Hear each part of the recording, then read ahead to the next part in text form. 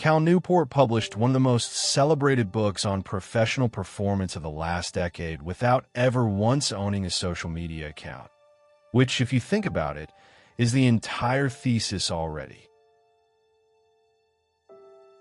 This is Offline Connected, where we decode the books a young, hungry strategist actually reads.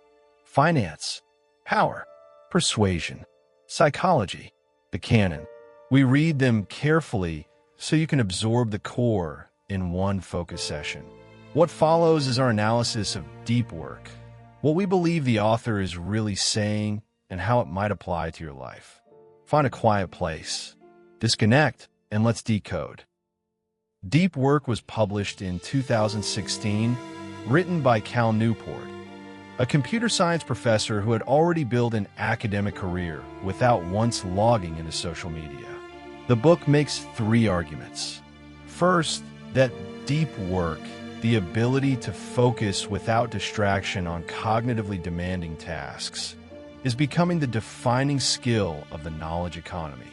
Second, that the modern world is systematically engineered to strip that ability away from you.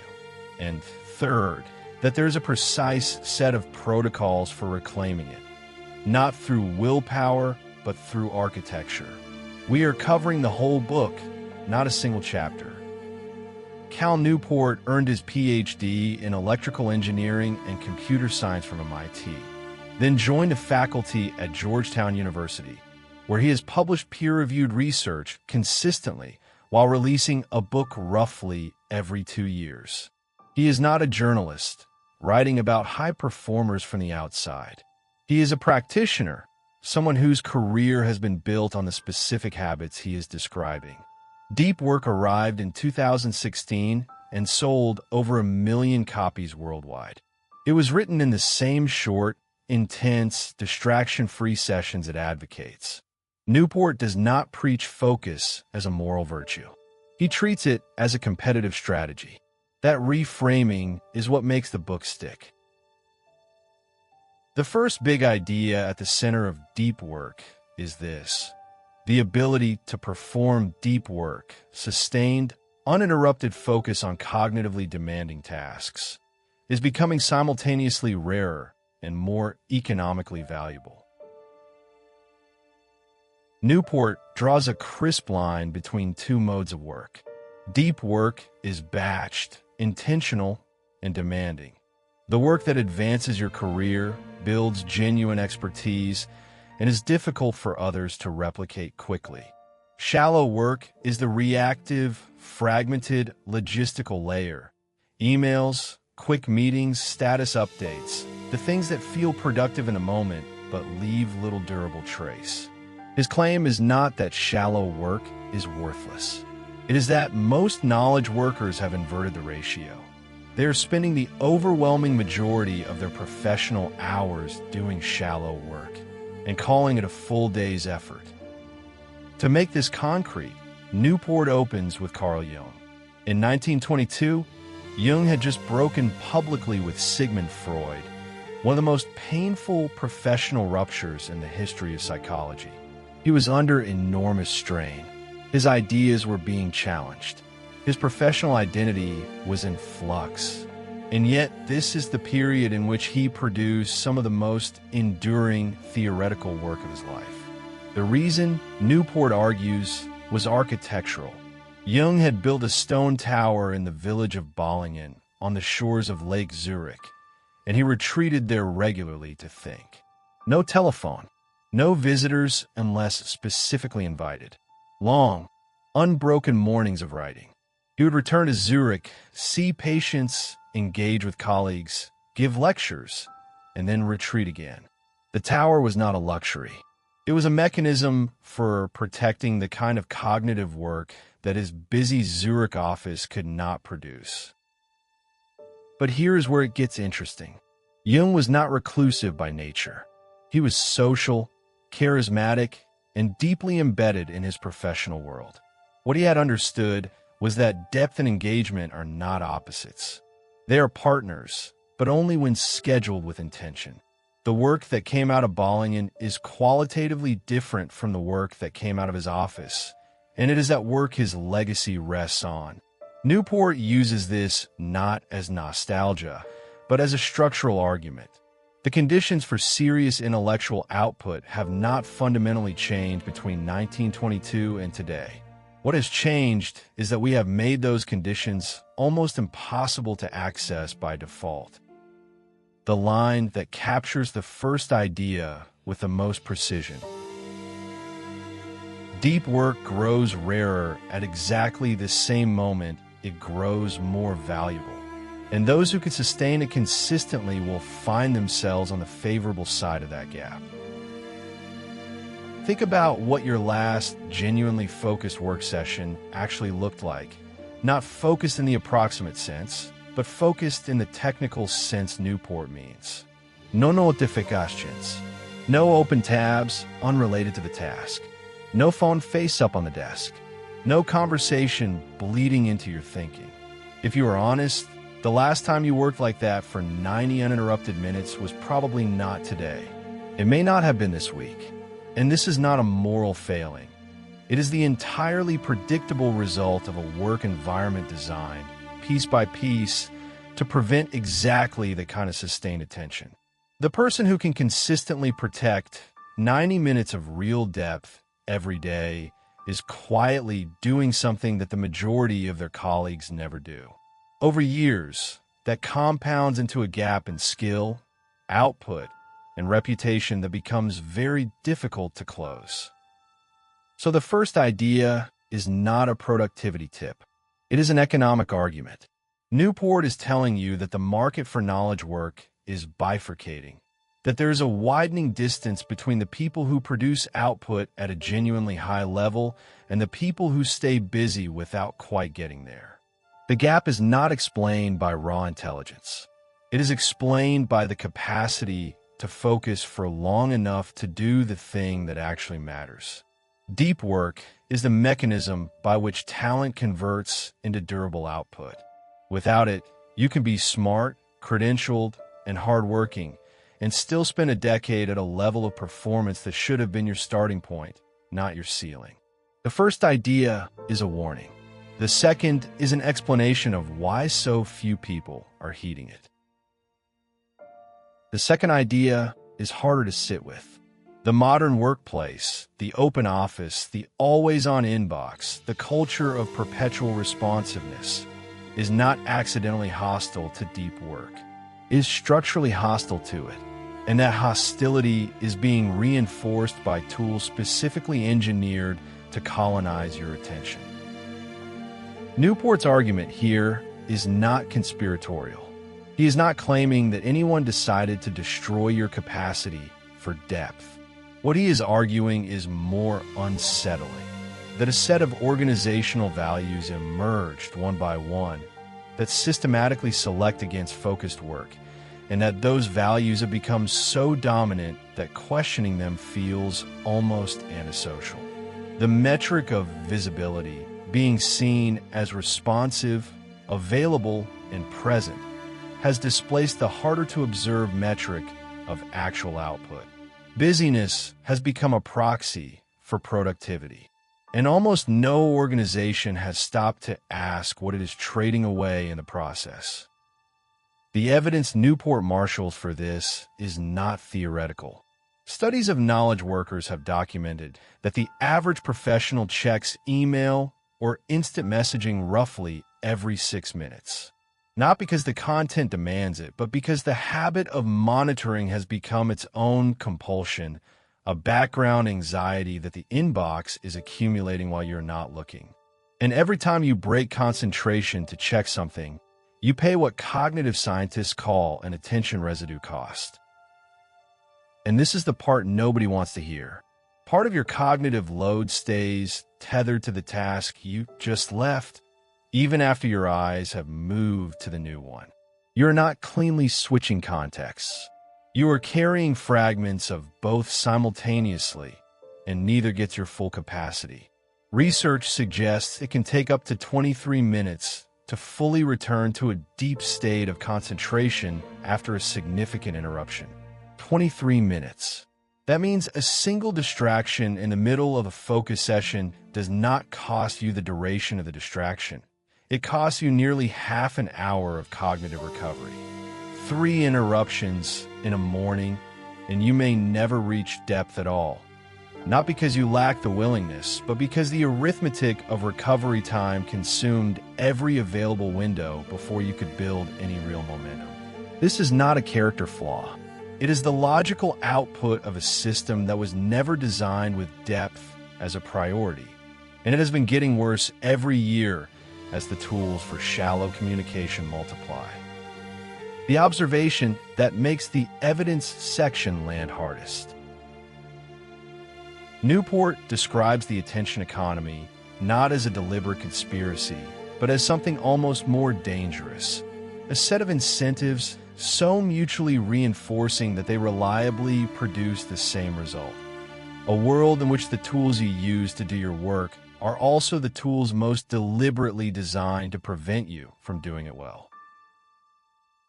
If you work in any kind of knowledge role, writing, coding, designing, analyzing, advising, count the number of times yesterday you were more than 90 minutes into a single task without a significant interruption. If that number is 0, you are not unusual.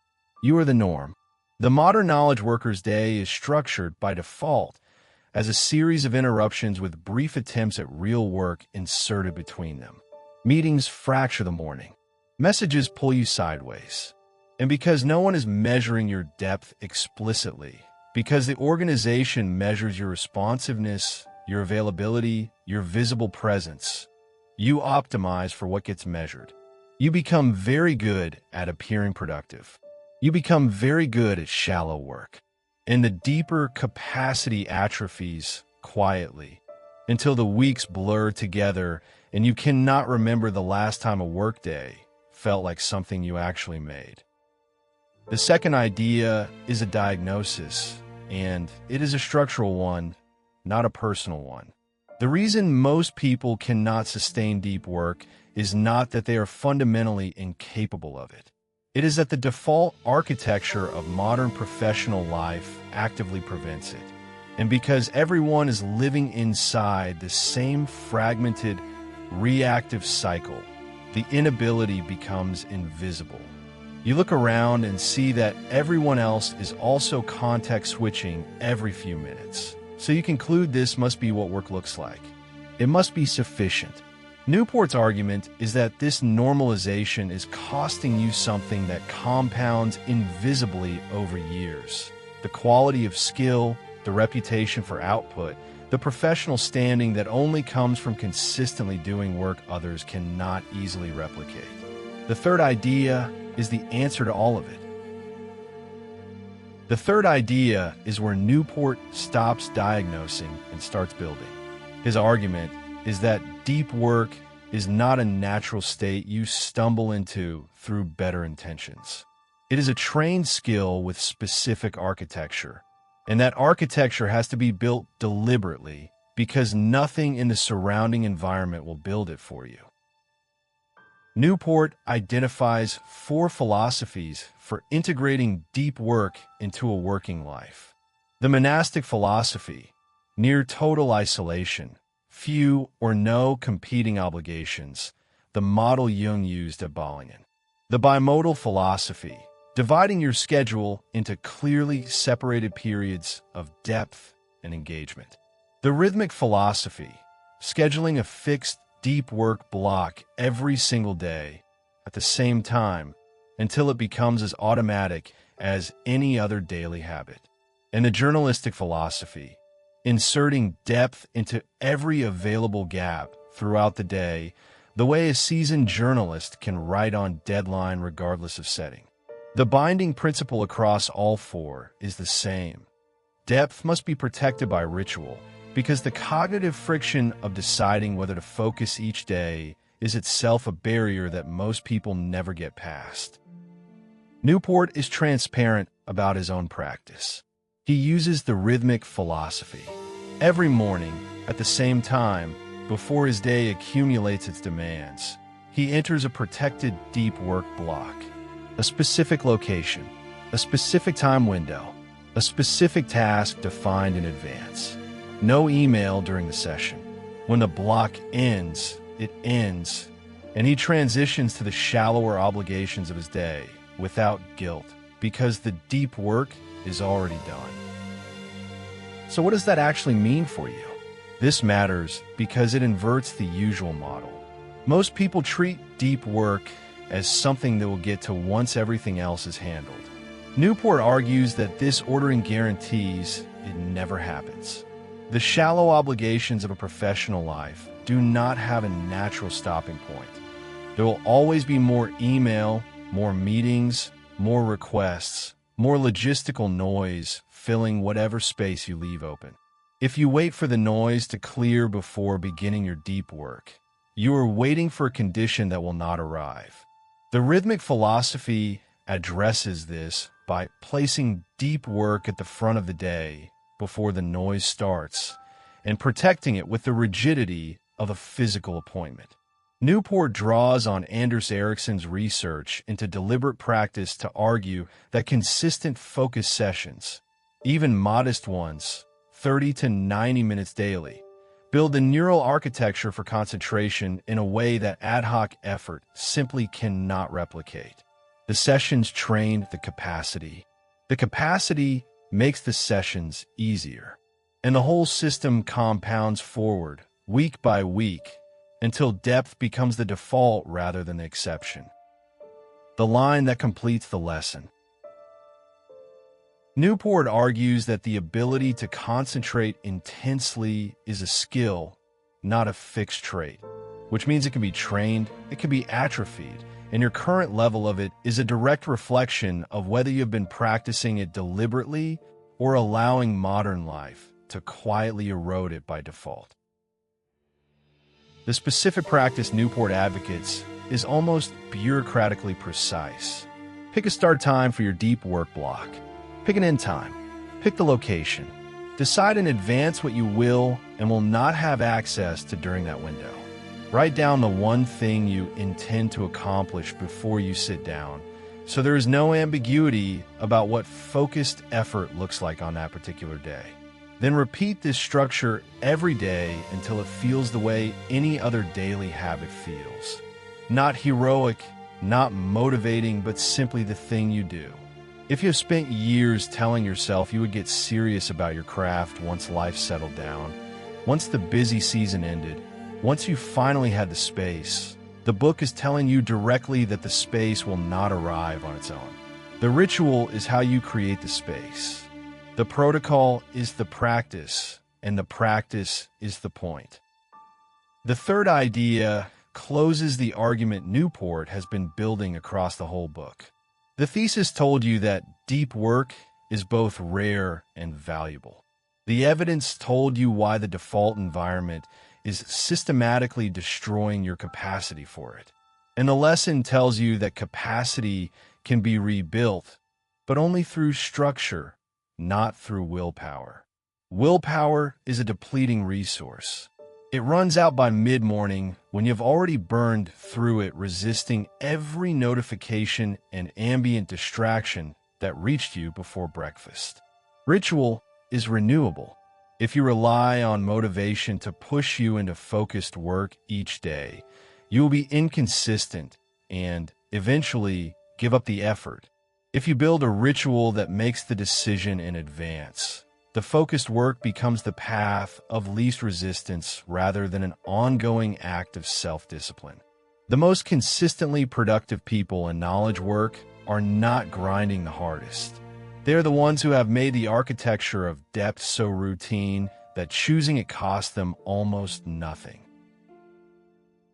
There is a computer scientist named Donald Knuth who, in 1990, sent what he described as his last email.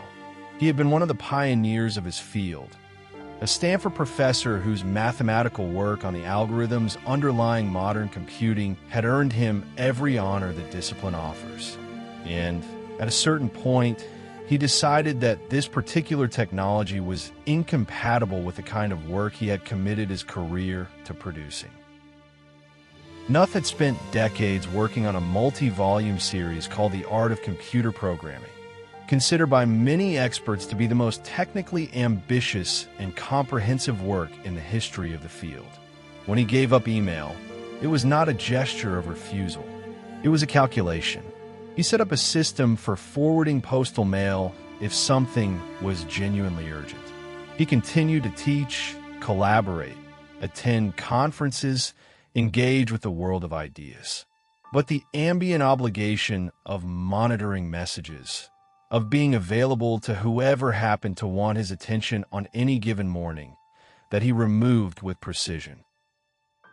What followed is that he has continued to produce, decades later, work that defines the field, and he is still writing it.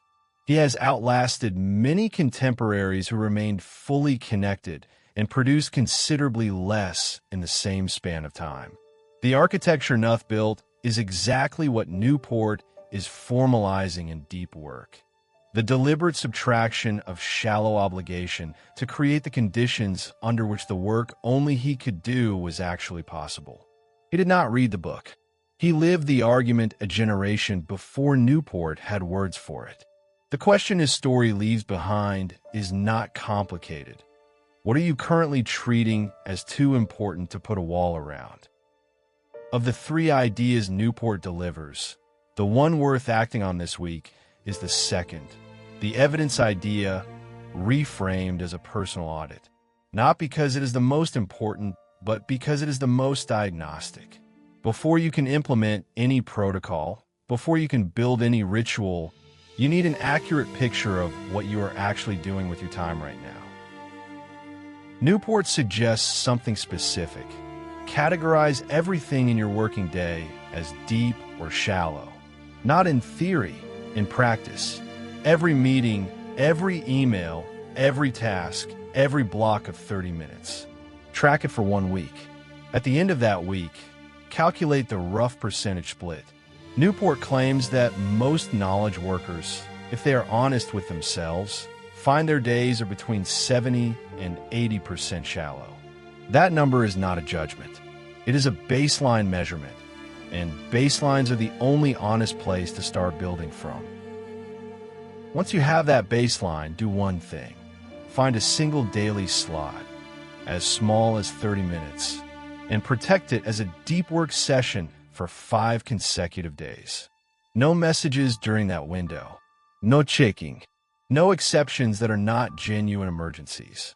At the end of each session, write 1 sentence about what you produced. After 5 sessions, read those 5 sentences. Newport argues, and the evidence supports him, that the specific quality of satisfaction from having made something real with your concentrated attention is itself a motivation that most people have not felt clearly in years. That feeling, once recovered, becomes the thing that makes protecting the next session feel obvious rather than effortful. We opened this decode with a published author who had never owned a social media account. The man who wrote the definitive book on focus, proving the argument by how he chose to live before the book existed. Cal Newport did not delete anything. He never began. And that distinction is the whole book compressed into one choice. Deep work is not about escaping the world. It is about deciding in advance which parts of it you allow access to, so that the work that only you can do actually gets done before the noise has a chance to consume the morning you needed to do it. The next decode in this series is on Essentialism by Greg McKeown, a book that takes this same logic further and applies it not just to your hours, but to every commitment in your life. Watch for it, and before you go, leave a comment with the one thing in your current daily routine that you know is shallow work pretending to be real work.